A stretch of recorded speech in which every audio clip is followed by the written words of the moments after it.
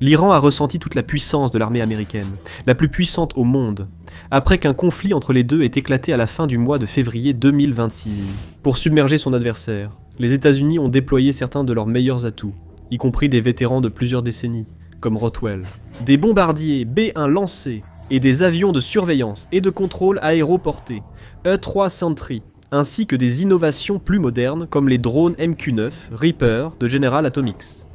Mais il y a une autre arme que l'Amérique aurait également déployée contre l'Iran et qui, jusqu'à présent, était top secrète, totalement classifiée, au point que même les experts militaires chevronnés n'étaient pas certains de son existence.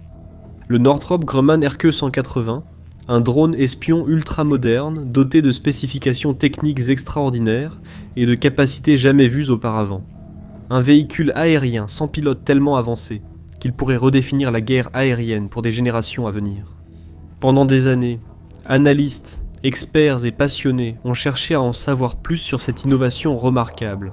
Ils ont passé au crible des tonnes de données de renseignements en source ouverte, scruté les images satellites à la recherche du moindre indice ou aperçu du RQ-180 en action. Aujourd'hui, enfin, nous avons de vraies photos, des preuves concrètes du RQ-180 planant furtivement dans le ciel de la Méditerranée, apparemment utilisé pour soutenir les opérations américaines en Iran. Pour comprendre pourquoi il s'agit d'une étape aussi monumentale, il est important de prendre du recul et d'explorer ce qu'est réellement le RQ-180. Car malgré le fait qu'il s'agisse d'une création presque futuriste, digne de la science-fiction, les origines de cet avion espion remontent en réalité à plusieurs décennies.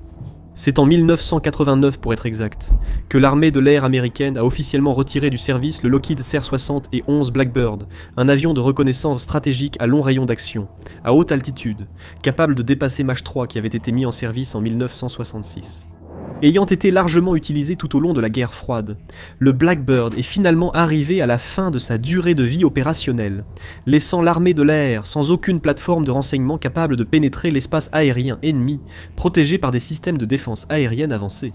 Ainsi, les travaux ont commencé sur une nouvelle plateforme, dotée de technologies beaucoup plus avancées et de capacités supérieures à celles de son prédécesseur, le RQ-180, financé secrètement par le budget classifié de l'armée de l'air. La responsabilité du programme RQ-180 est tombée entre les mains de Northrop Grumman, qui avait surpassé la concurrence des autres grandes entreprises aérospatiales et de défense américaines, Boeing et Lockheed Martin. Au fil des années, les ingénieurs et développeurs de Northrop Grumman ont assemblé les plans de cet appareil de nouvelle génération, travaillant principalement dans les bases les plus secrètes à leur disposition, y compris la zone 51. L'entreprise et l'armée de l'air, en général, ont été incroyablement discrètes à propos de tout cela, ne révélant presque aucun détail sur cet appareil. Même son nom, RQ-180, n'a jamais été officiellement reconnu. En conséquence, presque tout ce que nous savons à son sujet repose sur un mélange de fuites, d'estimations d'experts, de spéculations et d'analyses éclairées, plutôt que sur une quelconque liste officielle de spécifications techniques publiées. Cela dit, il y a tout de même plusieurs choses que nous savons. Par exemple, on pense que le premier vol du RQ-180 a eu lieu en août 2010.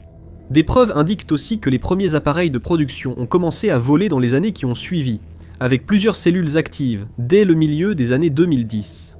Et même si l'armée américaine ne l'a jamais annoncé ou reconnu publiquement, de nombreux experts pensent que le RQ-180 est officiellement entré en service opérationnel au sein du 74e escadron de reconnaissance de l'armée de l'air américaine à un moment donné avant 2020. Tout au long des années 2020, le monde a enfin commencé à entrevoir le RQ-180 ici et là. La première photographie de l'appareil aurait été prise en octobre 2020, par exemple, montrant ce que l'on pensait être le drone espion ultra secret planant à environ 20 000 pieds au-dessus de la base aérienne d'Edwards. En septembre 2021, une autre image est apparue, cette fois montrant ce qui semblait être le RQ-180, volant furtivement et silencieusement au-dessus des Philippines. Plus tard la même année, une image provisoire du RQ-180 est apparue dans une vidéo partagée par le Professional Arms Center of Excellence de l'armée de l'air américaine, le BACE. La vidéo a également introduit un nouveau surnom pour cet avion espion furtif, la chauve-souris blanche. Puis, beaucoup plus récemment, en mars 2026, le drone a de nouveau été aperçu. L'histoire a commencé le 18 mars lorsqu'un site d'information local grec, onlarissa.gr, a publié des photos de ce que ces journalistes ont pris à tort pour un bombardier B-2. atterrissant à la base aérienne de Larissa, appartenant à l'armée de l'air hellénique et utilisé aussi par l'armée américaine pour des drones MQ-9 Reaper. Le même média a ensuite publié une vidéo de l'appareil en action, expliquant qu'il aurait apparemment rencontré un problème technique et aurait été contraint de faire un atterrissage d'urgence dans le centre-nord de la Grèce, selon des sources anonymes. Aucun autre détail n'a été communiqué, mais l'histoire de l'atterrissage d'urgence semble crédible, étant donné que l'avion a été aperçu en train d'atterrir en plein jour. Étant donné le secret entourant ce projet depuis des années, il est très peu probable que l'US Air Force ait voulu exhiber son nouvel avion espion furtif en plein jour, à moins de n'avoir eu aucune autre option. La seule chose sur laquelle les journalistes dont Larissa se sont trompés, c'est le nom de l'appareil. C'était, presque sans aucun doute, un RQ-180. Cela a été effectivement confirmé dans les jours qui ont suivi, alors que de plus en plus d'images, y compris plusieurs vidéos capturées par des témoins intrigués dans la région, ont commencé à apparaître sur internet. L'appareil, surnommé la Dame de Larissa, a été minutieusement examiné par des experts en aviation et des analystes militaires, qui ont étudié chaque vidéo pour en apprendre un maximum sur ce nouvel avion. Les passionnés se sont aussi interrogés sur la présence de la Dame de Larissa dans cette région, surtout alors que l'Amérique menait une opération au Moyen-Orient. Il n'a pas fallu longtemps à ces experts pour faire le rapprochement, arrivant à la conclusion claire et évidente que la chauve-souris blanche était utilisée d'une manière ou d'une autre en Iran. L'analyste en renseignement de sources ouvertes Intel Walrus, par exemple, a écrit sur X. Cet appareil aperçu au-dessus de Larissa, en Grèce, n'est pas un B2, selon les médias locaux, ou un RQ-170, mais il s'agit en fait de la meilleure image jamais publiée du RQ-180, un drone furtif non divulgué, utilisé par l'USAF. L'emplacement suggère une utilisation dans le conflit avec l'Iran. Des médias militaires comme The War Zone ont contacté l'USAF, les forces aériennes américaines en Europe et le Pentagone pour des commentaires, sans réponse à ce jour. Avec l'armée manifestement peu disposée à révéler des détails supplémentaires sur ce que le RQ-180 est capable de faire, ou pourquoi l'un d'eux a été aperçu dans cette partie du monde. Mais cela pourrait ne pas avoir d'importance, car les images capturées par les habitants de Larissa sont déjà largement suffisantes pour nous en apprendre beaucoup sur cet appareil inhabituel, et pourraient même nous permettre de faire des hypothèses éclairées sur ses applications en Iran. Par exemple, sur les images prises du dessous du fuselage du drone, on peut voir l'une des caractéristiques les plus fascinantes du RQ-180, une paire de grandes ouvertures pour capteurs électro-optiques, situées juste derrière la baie du train d'atterrissage principal. Ces deux fenêtres sont nettement inclinées à gauche et à droite. Derrière le verre, il y a probablement un système de capteurs multispectraux capable de scanner le sol sous l'appareil et bien au-delà, jusqu'à l'horizon. En ayant une de ces fenêtres de chaque côté, le RQ-180 pourrait, en théorie, effectuer des trajectoires en forme de circuit dans les airs, à plusieurs kilomètres de la cible qu'il suit, sans jamais la perdre de vue. Il est très probable qu'il puisse recueillir d'énormes quantités de renseignements sur de grandes zones, surpassant la plupart des avions de surveillance classiques, et cela sans pilote humain à bord. En y regardant de plus près, de nombreux experts s'accordent à dire qu'un appareil de ce type posséderait presque sans aucun doute certaines des technologies radar les plus puissantes disponibles aujourd'hui, sûrement capables d'assurer à la fois le repérage des cibles mobiles au sol en mode GMTI et l'imagerie radar à ouverture synthétique en mode SAR. En résumé, le GMTI offre aux responsables des opérations l'image la plus claire possible des mouvements au sol de l'ennemi, et ce, en temps réel. Cette technologie essentielle en guerre moderne aide les forces à anticiper les actions ennemies en détectant les changements soudains de dispositifs, d'effectifs ou de position. Le SAR, quant à lui, est utilisé pour créer des images 2D ou 3D haute résolution du terrain et des objets stationnaires. Ces deux technologies se complètent donc très bien, le SAR fournissant des images du paysage et le GMTI complétant la scène avec la localisation précise des véhicules ennemis, du personnel et d'autres ressources. Les deux systèmes fonctionnent dans presque toutes les conditions atmosphériques, de jour comme de nuit. En d'autres termes, le mauvais temps et l'obscurité ne sont pas des obstacles pour cette technologie, et ce n'est qu'une partie de l'incroyable conception du RQ-180. Mais avant d'examiner le reste de plus près, si c'est le genre d'analyse que vous souhaitez voir davantage, assurez-vous d'être abonné à The Military Show. Nous expliquons tout en détail comme ça chaque semaine. En analysant les photos et vidéos du RQ-180, des observateurs attentifs ont rapidement remarqué une autre caractéristique intrigante. Les ouvertures des capteurs visibles sous le drone semblaient presque identiques à celles observées sur un autre appareil, le Scaled Composites Proteus. Un avion expérimental à ailes en tandem, à haute altitude et longue endurance, le Proteus a été conçu par le légendaire ingénieur aérospatial Bert Rutan et a effectué son premier vol en juillet 1998. Le Proteus a été utilisé au fil des décennies comme appareil d'essai pour divers capteurs et systèmes avancés. En plus de cela, Scaled Composites est une filiale détenue à 100% par Northrop Grumman. Donc, encore une fois, il n'est pas trop difficile de faire le lien ici. Il semble que le Proteus ait été utilisé pour expérimenter exactement les mêmes capteurs qui ont ensuite été installés sur le R480 et les découvertes ne s'arrêtent pas là. Les images du drone montrent également une bosse assez prononcée sous le fuselage central de l'appareil, qui est précisément l'endroit le plus logique pour loger la principale antenne radar. Même si nous ne pouvons pas en être totalement certains, à moins que l'US Air Force ne le confirme ou ne le démente, il est probable que cette zone contienne soit un radar rotatif, soit un radar à double face, permettant à l'appareil de balayer la même zone, quelle que soit la direction dans laquelle il vole. Il y a probablement suffisamment d'espace dans le fuselage de l'avion pour des antennes conformes supplémentaires, ou même des antennes porteuses, ainsi que pour du matériel supplémentaire. De l'équipement de guerre électronique aux moyens de surveillance électronique, ainsi qu'aux antennes et matériels de communication pour maintenir un lien direct avec les unités terrestres, aériennes ou navales proches. Les excellentes nouvelles images de la Dame de Larissa montrent également l'écartement important de son train d'atterrissage tricycle, ainsi que la taille extraordinaire de son envergure. Un train d'atterrissage plus écarté permettrait théoriquement de supporter une charge utile plus importante et d'offrir une meilleure stabilité au sol.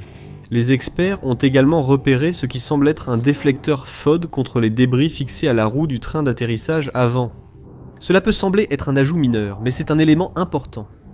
Les avions furtifs comme le RQ-180 possèdent souvent des revêtements spéciaux qui absorbent les signaux radar pour les rendre bien plus difficiles à détecter. Si ces revêtements sont éraflés ou rayés, ils peuvent devenir bien moins efficaces. Et étant donné la taille et le profil bas du design du RQ-180, il sera très probablement positionné assez bas lorsqu'il sera au sol ou juste avant le décollage. Le risque que des cailloux et débris frappent le drone lors de son départ de la piste au décollage ou lors de ses atterrissages est donc supérieur à la moyenne. Le déflecteur FOD par conséquent sert de bouclier utile contre ce type de petits dégâts, mais néanmoins importants, que ces éléments peuvent causer. En poursuivant avec le train d'atterrissage, on remarque aussi un bras de suspension fixé au montant du train avant, aidant à amortir l'impact lors de l'atterrissage de l'avion espion. Encore une fois, c'est un détail, mais il a son importance, car ces drones seront probablement extrêmement coûteux à construire et à entretenir. Donc chaque petit geste compte pour minimiser les dégâts et maintenir l'appareil en parfait état. Le train avant est également disposé en configuration à 2 roues, similaire à ce que nous avons vu sur le bombardier B-21 Raider, bien que ce ne soit pas tout à fait aussi grand. Pendant ce temps, le train d'atterrissage principal du RQ-180 semble également familier, car il paraît presque identique à celui que l'on retrouve sur les chasseurs F-15. Ce n'est pas surprenant, car il est assez courant dans le monde de l'aérospatial d'emprunter ou de réutiliser les mêmes composants issus de conceptions précédentes. Après tout, ce qui n'est pas cassé n'a pas besoin d'être réparé.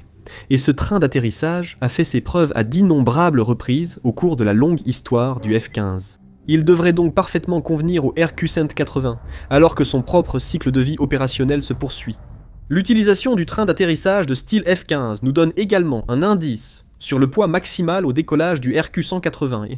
Les dernières variantes du F-15EX ont un poids maximal de 81 000 livres, et si Northrop Grumman a choisi d'utiliser un train d'atterrissage similaire ici, il est possible que le RQ-180 ait un poids maximal similaire, voire potentiellement supérieur. En même temps, il est important de se rappeler qu'il s'agit d'un avion de reconnaissance et de surveillance. Il n'est pas conçu pour des missions de bombardement ou de tir de missiles. Plus il est léger, plus il peut voler longtemps et loin sans épuiser son carburant. Cela dit, la conception générale du RQ-180 a très probablement été réalisée pour garder l'appareil aussi léger que possible, maximisant ainsi son autonomie, son endurance et ses performances en vol. Avec des capacités rapportées de 22 000 km de portée, soit environ 14 000 miles, une endurance de 24 heures, et un plafond opérationnel d'environ 18 000 mètres, soit 60 000 pieds, les photos grecques de cet avion espion dévoilent sa forme distinctive, déjà vue, mais désormais révélée avec plus de détails. Comme mentionné, il partage de nombreux points communs avec le B-21 Raider et le B-2 Spirit, avec une forme d'aile volante, et un design ultra lisse et épuré, de l'avant à l'arrière. La conception du drone lui permettrait de évoluer longuement à très haute altitude, d'effectuer des missions de reconnaissance et de surveiller les mouvements ennemis au sol ou dans les airs, recueillant ainsi de nombreuses données. Cela pose la question principale. Que faisait le RQ-180 en Iran? Encore une fois, aucune confirmation officielle de son utilisation là-bas. L'apparition d'un appareil en Grèce laisse penser qu'il a fait partie de l'opération américano-israélienne au Moyen-Orient.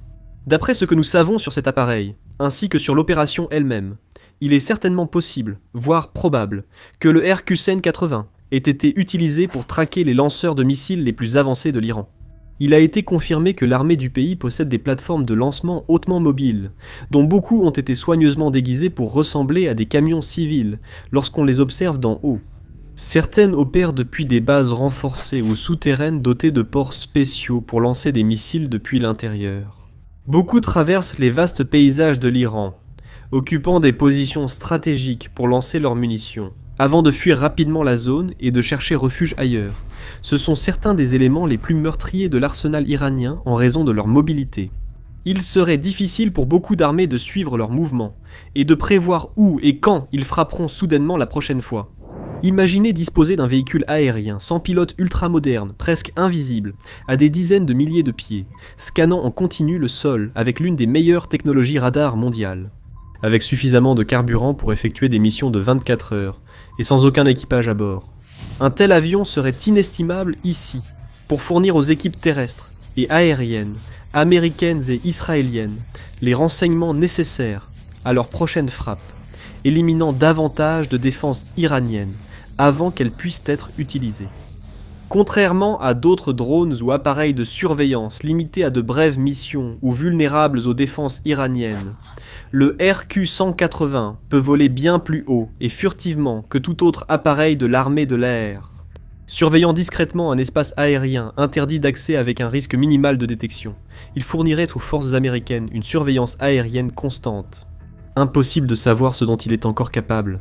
Certains experts ont suggéré que le RQ-180 pourrait être capable d'effectuer une surveillance électronique pour recueillir des données ELINT, par exemple, ou peut-être être équipé de technologies de guerre électronique pour perturber ou brouiller les communications ennemies. Il pourrait également servir de relais de communication en haute altitude, un nœud central de données, transmettant un flux de renseignements en temps réel à d'autres appareils, comme les F-22, les F-35 ou d'autres systèmes de nouvelle génération. Il y a encore tellement de choses que nous ignorons sur cet appareil, mais ce que nous savons jusqu'à présent suggère clairement qu'il est sur le point d'inaugurer une toute nouvelle ère pour la guerre des drones. Parce que c'est l'un des très rares drones connus suffisamment furtifs pour survivre dans un espace aérien contesté ou ennemi sans être détecté. Sa furtivité, son endurance et ses technologies de surveillance avancées en font une force redoutable, capable de collecter des renseignements là où il serait trop risqué pour des avions pilotés de s'aventurer. Ceci n'est qu'une des armes futuristes de nouvelle génération utilisées par l'armée américaine. Découvrez-en d'autres dans cette analyse vidéo détaillée. Sinon, regardez cette vidéo pour un aperçu approfondi de la façon dont les forces américaines ont mené à bien la mission de sauvetage de la Sentinelle en Iran, sauvant un officier blessé qui était traqué par les forces ennemies. Et enfin, n'oubliez pas de vous abonner à The Military Show pour plus de vidéos comme celle-ci.